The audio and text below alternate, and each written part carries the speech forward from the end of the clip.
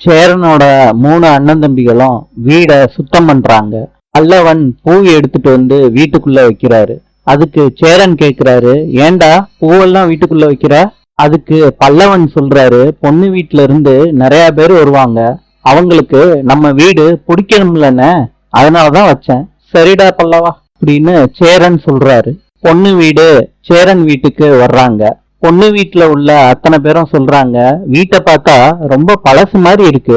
சேரனோட அப்பா நடேசன் சொல்றாரு, 90ஸ்ல கட்டின வீடுங்க, அதனாலதான் பெயிண்டே அடிக்காம மாத்தாம வீட்டை அப்படியே வச்சிருக்கோம். பொண்ணோட அப்பா சேரன் கிட்ட வெளியே வந்து சொல்றாங்க, பொண்ணோட அப்பாவா நான் யோசிக்கிறேன் தம்பி, ஒரு 4-5 ஆம்பளைங்க மத்தியில என் பொண்ணு வாழ்றது சரி இருக்காது. உங்க தம்பிகளை கொஞ்சம் தள்ளி நின்னு நீங்க பாத்துக்கலாம்ல தம்பி.